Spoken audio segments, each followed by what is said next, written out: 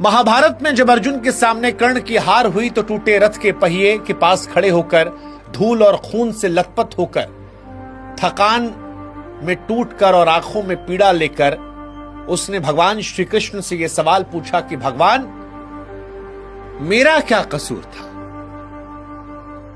क्या कसूर था मेरा माधव? यह एक ऐसा सवाल था जो किसी एक व्यक्ति का नहीं, मानो हजारों जन्मों का दर्द लिए खड़ा था। जब कर्ण ने पूछा कि बताइए माधव, मैं कहां गलत था, मैं किस बात का अपराधी था, मैंने ऐसा क्या किया था कि मेरी पूरी जिंदगी संघर्ष, ठुकराहट, अपमान की आग में बीत गई? ऐसा क्यों हुआ माधव कि मेरे हिस्से में बस गालियां, श्राप और आरोप आए? मैंने तो किसी से कुछ नहीं मांगा था, न माता से स्नेह, न गुरु से पक्षपात, न धन, न राज्य। मैंने युद्ध किया, दान किया, मित्रता निभाई, लेकिन इसके बावजूद जीवन के अंतिम क्षणों में भी दुनिया मुझे अपराधी कह रही है। क्यों माधव? क्या दोष था मेरा? कृष्ण कर्ण को देखकर खामोश रहे। भगवान कृष्ण उस व्यक्ति को देख रहे थे जो बाहर से तो कठोर था, लेकिन प्रतीत हो रहा था कि भीतर से टुकड़ों में बिखरा हुआ है। कृष्ण ने वर्षों से कर्ण को देखा था, उसकी महत्वाकांक्षा, उसकी पीड़ा, उसका संघर्ष, उसका गुस्सा, उसकी उदारता, एक ऐसा मिश्रण जो किसी मनुष्य को असाधारण भी बनाता है और दुखद भी बनाता है।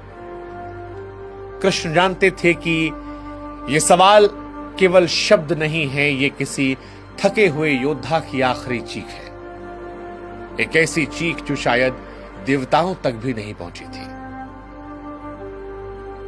उन्होंने शांत स्वर में कहा, कर्ण, तुम्हारा दोष नहीं था, पर चुनाव तुम्हारे थे और मनुष्य अपने चुनावों से ही अपनी कहानी लिखता है। भगवान श्री कृष्ण ने जैसे ही यह कहा, कर्ण की आंखें भर आई। कर्ण रोते हुए हंसा और कहा, कौन से चुनाव माधव?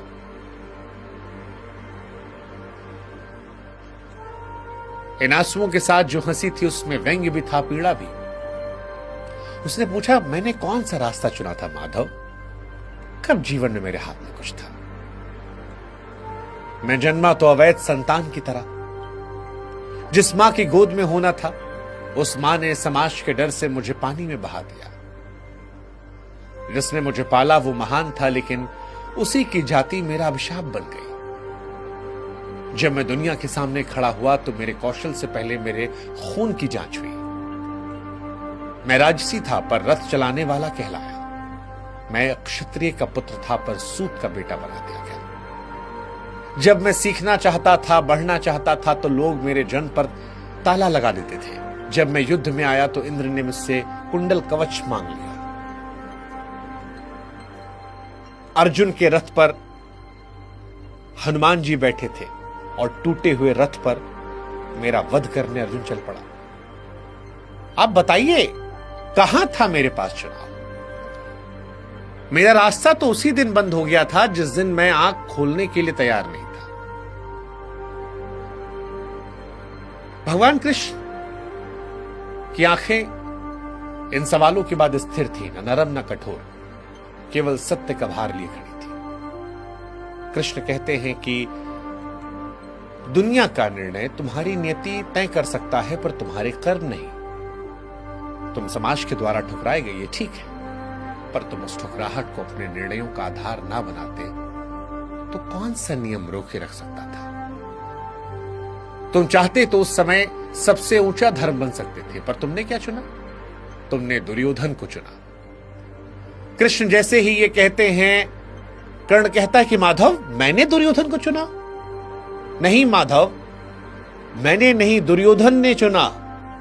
वो एकमात्र था जिसने मुझे मेरे जन्म से परे देखा। उसने कहा कि मैं राजा से कम नहीं हूं। उसने मुझे वो दिया जो दुनिया ने छीन लिया था, सम्मान। अगर मैं उसके व्यवहार के प्रति कृतज्ञ रहा तो क्या गलत था माधव? जिसने मेरा अपमान मिटाया उसका साथ देना क्या पाप था? क्या वही धर्म नहीं था? भगवान कृष्ण का स्वर अब भी कठोर नहीं था, पर एक स्पष्टता से उन्होंने कहा, कर्ण, ऋण चुकाना गलत नहीं, लेकिन ऋण ने तुम्हें अंधा कर दिया। दुर्योधन ने तुम्हें सम्मान नहीं दिया, उसने तुम्हारी पीड़ा को हथियार बनाया, तुम्हारी असुरक्षाओं को समझा और ढाल बना लिया। तुम उसके मित्र नहीं थे, उसकी महत्वाकांक्षा का सबसे तेज तीर थे।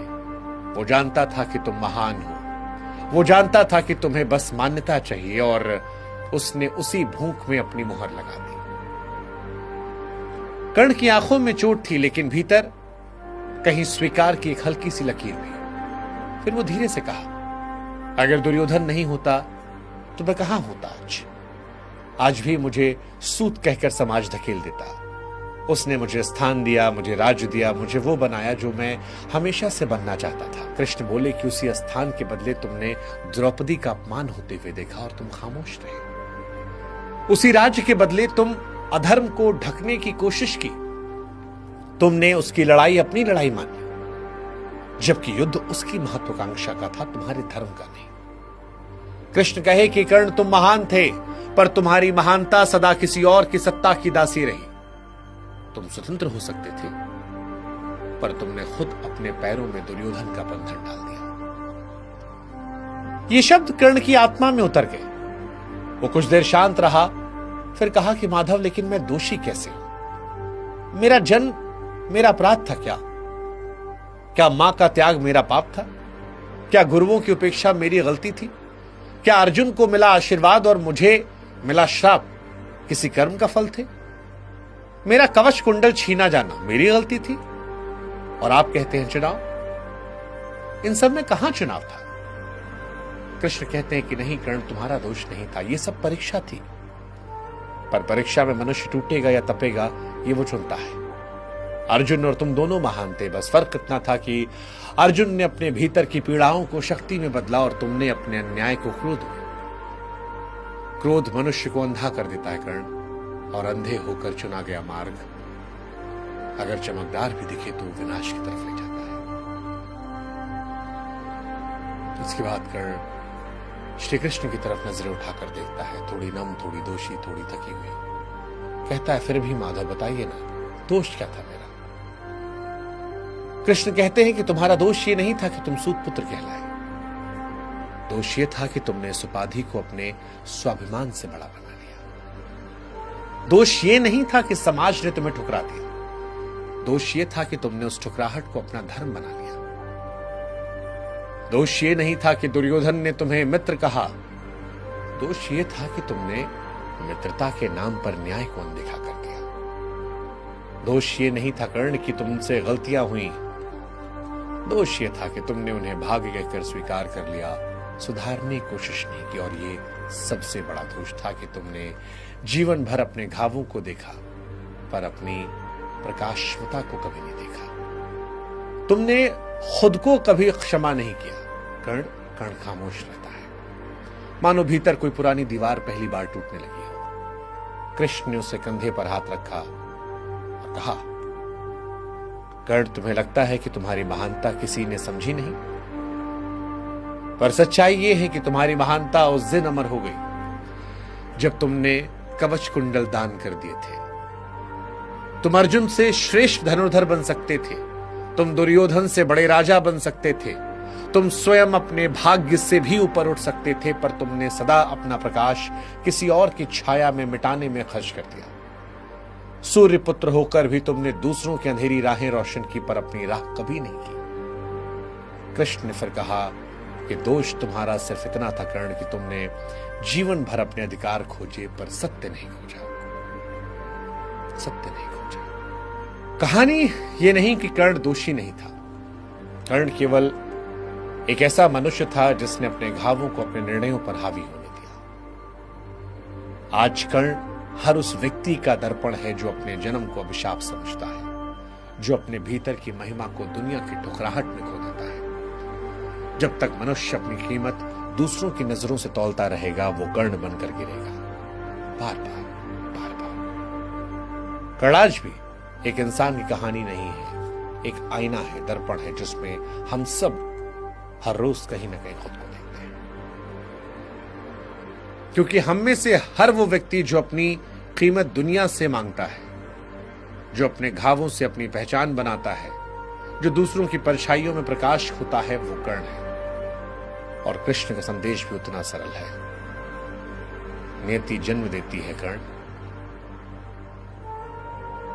लेकिन आपके चुनाव भविष्य में आपका इतिहास लिखते हैं, वो आपके कर्मों को तय करते हैं। कर्ण का दोष सिर्फ इतना था, सिर्फ इतना।